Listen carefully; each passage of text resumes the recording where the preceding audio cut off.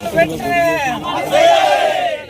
ఆదేశాలను వెంటనే హైకోర్టు ఆదేశాలను వెంటనే రోడ్డు విస్తరణ పనులు వెంటనే రోడ్డు విస్తరణ పనులు వెంటనే ప్రభుత్వం యొక్క మొండి వైఖరి ప్రభుత్వం యొక్క మొండి వైఖరి We want justice. We want justice. We want justice. We want justice.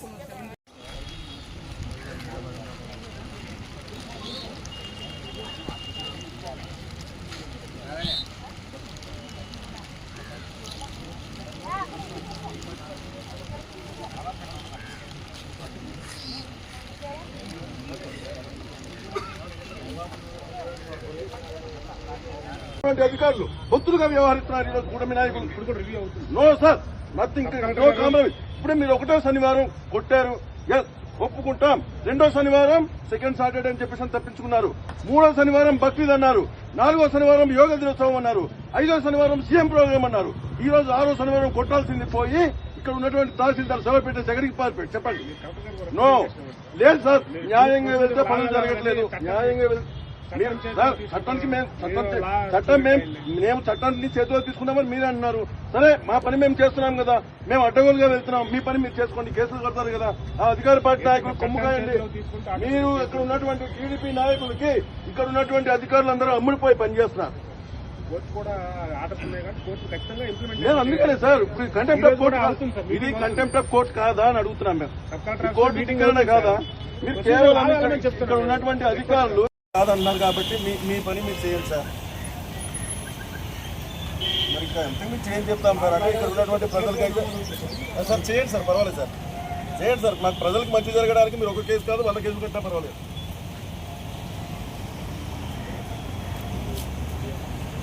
మాకు కావాల్సింది మంచి జరగాలి, ప్రజలకు మంచి జరిగితే చాలు సార్. మీరు ఇన్ని కేసులు కట్టండి సార్. అంతకుమించి ఇప్పుడు ప్రతి ఒక్క అధికారికి కూడా ఇప్పుడు మీరు కేసులు కట్టాలి కదా. ఇక్కడ ఉన్నటువంటి ప్రజలకు ఏ రకంగా తప్పుదోవ పట్టిస్తున్నారు. ప్రతి మేము 100 అడుగులు రోడ్డు విస్తరణ పనులు చేస్తామన్నారు. ప్రజలకు ఇచ్చిన మాట తప్పుతున్నారు కదా. అంటే ఇప్పుడు ఇక్కడ ఉన్నటువంటి ప్రజలందరికీ ఏం మాట ఇచ్చారు? మేము ఖచ్చితంగా ప్రతి శనివారం మేము ఒకవేళ వర్కింగ్ డే అయితే సెలవు పెట్టేసిపోతారు. ఈ సెలవులు అంటే మాత్రం హాయిగా ప్రశాంతంగా ఉంటారు. ఇక్కడ ఉన్నటువంటి ప్రజాప్రతినిధులుగా మేము ఏం చేస్తున్నట్టు? మేము ఏం చేయాలా? మా పని మేము చేసుకోవద్దా?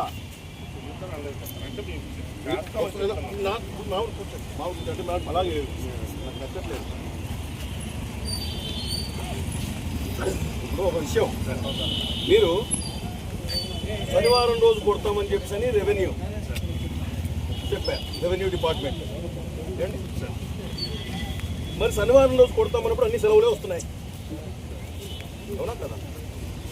వర్కింగ్ డేలు 2 ఉంటే అందులో ఒకటి యోగా దినోత్సవము, రెండోదేమో సీఎం ప్రోగ్రామ్ అని 2 శనివారాలు పోయింది. మొత్తం 8 వారాల్లో మొత్తం పాడేరు కంప్లీట్ చేస్తామని చెప్పి చెప్పారు. ఇప్పుడు వరకు ఎన్ని శనివారాలు అయ్యాయి? 6 శనివారాలు అయ్యాయి. వారికి ఇదే మాట చెప్పారు. ఏం జరుగుతుందండి అసలు? కాదు, మీరు ప్రజలకి ఏదైనా మాట ఇస్తే మాకు బక్రీదని ఈదని అదని చెప్పి మమ్మల్ని ఎందుకు ఇలా అవమానపరుస్తున్నారు? మేము ఇక్కడేమి మాకు వ్యక్తిగత స్వార్థం లేదండి. ప్రజల కోరిక మేరకు, ప్రజాభీష్టం మేరకు ఎవరైతే రోడ్డు వెడల్పు కావాలని కోరుతున్నారు ప్రజలందరూ కూడా, ట్రాఫిక్ అంతరాయం కలుగుతుంది, అది పోలీసు వారికి తెలుసు. ఇక్కడ మీరే చెప్పారు, మీ ప్రకారమే హైకోర్టు ఉత్తర్వుల ప్రకారమే ఎక్కడైతే మాకు ఎలా ఉందంటే ఇక్కడ ఉన్న ప్రజలు కూడా అంటే ఇక్కడ రోడ్డు విస్తరణ పనులు ఆపడానికే ఆ రోజు సీఎం ప్రోగ్రామ్ అని చెప్పి అబద్ధం చెప్పేదని అడుగుతున్నారు. మరి కేసులు అవ్వచ్చు సార్. ఇక్కడ ఉన్న ప్రజలకి రకరకాల భిన్నాభిప్రాయాలు, భిన్న ఆలోచనలు ఉంటాయి కదా. రకరకాల ఆలోచనలు, అందరి ఆలోచనలు ఒకలా ఉండదు. కానీ ఇక్కడ ఉన్నటువంటి అధికారులందరూ కూడా ఇక్కడ మా గిరిజన ప్రాంత ప్రజానికానికి తప్పుదో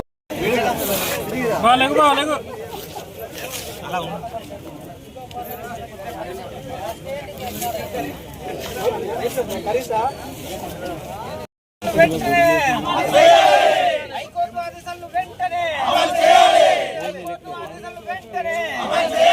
రోడ్డు విస్తరణ పనులు వెంటనే ప్రభుత్వం యొక్క మొండి వైఖరి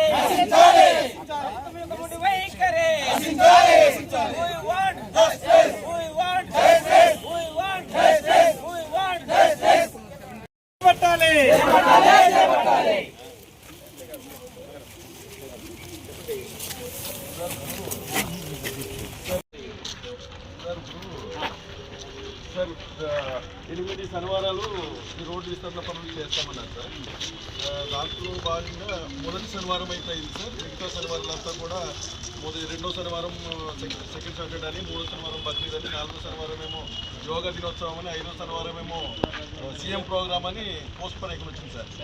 ఇది వర్కింగ్ డే కదా సార్, ఈ సాటర్డే చేపట్టాలనేది ఇవాళ రివ్యూ చేయడం జరిగింది. ఇవాళ ఆల్ తహసీల్దార్స్కి మళ్ళీ ఇన్స్ట్రక్షన్ ఇచ్చాము. వీళ్ళు ఫస్ట్ ఇక్కడ ఉన్న వాళ్ళందరూ కూడా వాళ్ళు స్వయంగా తీసేసుకుంటాము, తీసి సైడ్లో పెడతామన్నారు. సో దానికోసం వాళ్ళకి ఒక 2 వారం టైం ఇచ్చాము. సో సపోజ్ వాళ్ళు చేయకపోతే దాన్ని మళ్ళీ రివిజన్ స్టార్ట్ చేద్దాం. అలా కదా సార్, అంటే శనివారం రోజు అంటే శనివారమే అనుకుంటే సార్ ఇది వర్కింగ్ డే అవుతుంది సార్. మళ్ళీ రేపు వచ్చే శనివారం మళ్ళీ సెకండ్ సాటర్డే అవుతుంది సార్, మళ్ళీ హాలిడే వస్తుంది. అంటే ఇప్పుడు వరకు సాటర్డే అని చెప్పి సార్ నిర్ణయించుకున్న తర్వాత ఓన్లీ 2 సాటర్డేస్ మాత్రం వర్కింగ్ డేస్ వచ్చింది సార్. మిగతా అంతా కూడా ఏదో కారణం చేస్తే సీఎం ప్రోగ్రామ్లో యోగా డే అని, ఇలా బక్రీద్ అని, ఈ సెకండ్ సాటర్డేస్ ఇలా పోతుంది sir. It's not emergency activity కాదు కదా ఇది. మనం బేసికలీ ఇక్కడ ఇది ట్రాఫిక్ ఫ్లోని కంటైన్ చేయడము, ప్లస్ ప్రజలకు ఉంటున్న బేసిక్ ఇన్కన్వీనియన్స్ తగ్గించడం. సో దానికోసం చేస్తున్నాము. ఖచ్చితంగా ఇది వి నాట్ గోన్ లీవ్. ఇవాళ కూడా ఆల్ తహసీల్దార్తో రివ్యూ చేయడం జరిగింది. సో వాళ్ళ తహసీల్దార్స్ ఏమన్నారంటే వాళ్ళు టైం అడిగారు, దానికోసం ఉన్నాము. ఇప్పుడు వాళ్ళు మూవ్ చేయకపోతే మళ్ళీ వాళ్ళకి నోటీస్ ఇచ్చేసి క్లియర్ చేయడమే నిర్ణయం తీసుకున్నాం. సరే, ఇక్కడ ఉన్నటువంటి ప్రజలందరూ ఏమంటున్నారంటే సార్, అంటే ఇది కేవలం కొంతమంది కూటమి నాయకులు సాగులు పోతుందని చెప్పేసి ఆపడం జరిగింది. అట్లే లేదు, అంటే ఈ రోడ్డు పక్కన ఎక్కువ మంది కూటమి నాయకులు ఎవరైతే ఉన్నారో వాళ్ళ షాప్స్ అధికంగా ఉంది, ఆ షాపులంతా నష్టం జరుగుతుందని చెప్పేసి వాళ్ళు ఇన్ఫ్లుయెన్స్ చేస్తున్నారు అని చెప్పేసి అంటారు. వాళ్ళు అందరూ వచ్చేసి వాళ్ళకి లైవ్లీహుడ్ ఇబ్బంది వస్తుందని చెప్పడం జరిగింది.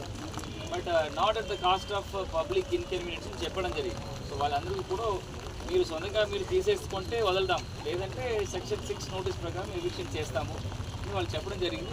గివెన్ సమ్ టైం, వాళ్ళు చేయకపోతే దాన్ని చట్ట ప్రకారం ముందుకు వెళ్దాం. అదే సార్, అంటే ఇప్పుడు వరకు మరి సాటర్డే ఓన్లీ శనివారం మళ్ళీ ఇది లాస్ట్ సాటర్డే చేయలేన వలన ఇవాళ రివ్యూ చేయడం జరిగింది. సో నెక్స్ట్ వచ్చే వారం అగైన్ సెకండ్ సాటర్డే కదా, we will give some time and start doing. Morning tahsildar గారికి ఫోన్ చేశాను సార్. అంటే తహసీల్దార్ గారు ఏం సమాధానం చెప్తారంటే, ముందు ఫోన్ చేసినప్పుడు సరే సెకండ్ సాటర్డే అంటారు, సెకండ్ సాటర్డే రైట్, ఈరోజు సెకండ్ సాటర్డే కదా, మరి నెక్స్ట్ ఏంటి ఫర్దర్గా మీరు ఏం వెళ్తున్నారని చెప్పారంటే నెక్స్ట్ మండే చేస్తామని చెప్పారు సార్. అప్పుడు సిఐ గారు కూడా ఉన్నారు.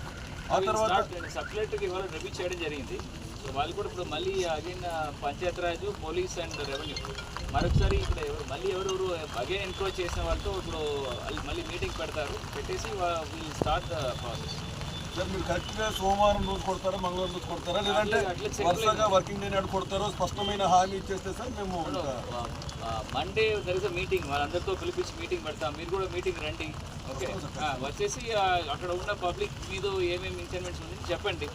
సో వాళ్ళు ఒప్పుకొని వాళ్ళు స్వయంగా తీసేసుకుంటే మనం కొనడానికి వీల్లేదు, అక్కర్లేదు. లేదు వాళ్ళు చేయకపోతే మనం ముందుకు వెళ్దాం చట్ట ప్రకారం. సార్, ఇక్కడ చూడండి సార్, ఇప్పుడు చాలా ట్రాఫిక్ చాలా ఇబ్బంది పడుతున్నారు. ఎక్కడైనా ఒక షాపుకి వెళ్ళినప్పుడు కనీసం వెహికల్ ఒక 10 నిమిషాలు ఆపడానికి కూడా అవకాశం లేదు. మీరు ధర్నాలు స్టార్ట్ చేయడానికి ముందే ఇది జిల్లా అడ్మినిస్ట్రేషన్ గుర్తించి ఇనిషియేట్ చేశాం.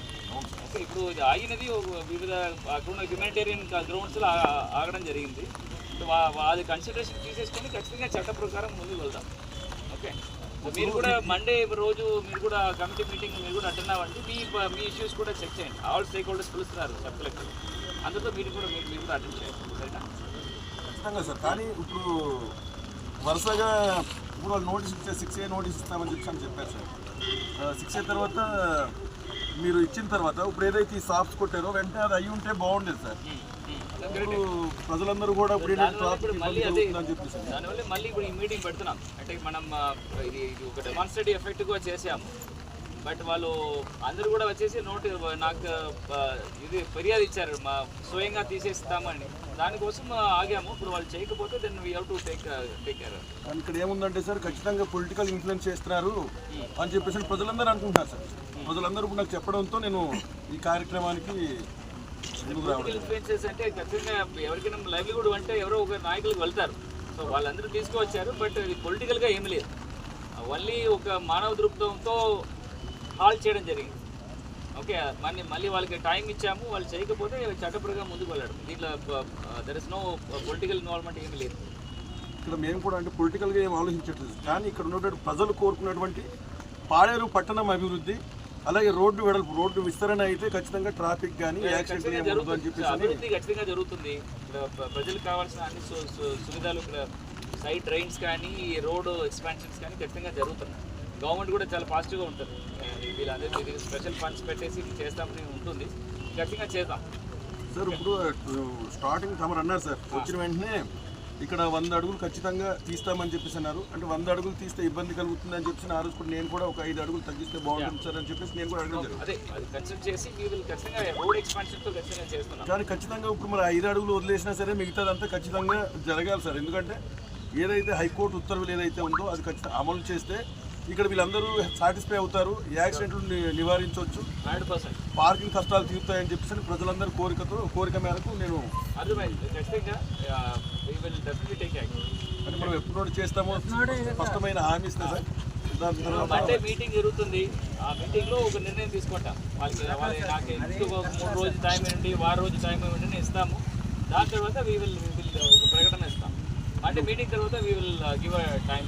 అంటే మా బాధ ఏంటంటే సార్, ఇప్పుడు వరకు ప్రతి శనివారం కొడతామన్నప్పుడు ఇప్పటికే 6 వారాల పాటు 6 శనివారాలు పోయింది సార్. ఇప్పటివరకు ఏం అవ్వలేదు. అది సార్ సరే మండే మీటింగ్ తర్వాత మీకు ఖచ్చితంగా ఒక డేట్ ఇస్తాం. మరి అప్పుడు అన్నీ ఒకసారి కొడేస్తారా సార్, మళ్ళీ విడతల వారిగా కొడతామంటారు? అదే ఆ డిసిజన్ అక్కడే తీసుకుంటాం మీటింగ్లో. మీకు కూడా రండి మీటింగ్కి, అక్కడ తీసుకుంటాం సార్. ఖచ్చితంగా విల్ టేక్ డెసిషన్ దారు వస్తాం సార్. కానీ మాకు మా ప్రజలకు ఇచ్చినటువంటి మాటలు హామీలు ఏదైతే ఉందో ఖచ్చితంగా నెరవేర్చాలి. మాకు ఇప్పుడు మేము కోరుకునేది ఏముంటుంది సార్, ప్రజల పక్షాన ప్రజల తరపున మేము ఇప్పుడు వాళ్ళు ఏం కోరుకుంటున్నారో అదే వచ్చి అడుగుతాం సార్. పర్సనల్గా నాకు వచ్చి ఏం కావాలని అడగం కదా సార్. నా కోసం నేను ఇక్కడ ఉన్నటువంటి స్థానికంగా ప్రజల గురించి, ప్రజలు ఏం కోరుకుంటున్నారో వాళ్ళు కోరుకున్నది. ఒక ఊర్లో తార్ రోడ్డు కావాలన్నా ఇంకోటి కావాలన్నా అసలు వచ్చి అడుగుతాను కదా. నా పర్సనల్గా ఏం అడగను కదా సార్. మండే మాట్లాడి దాని తర్వాత నిర్ణయం తీసుకుంటాం.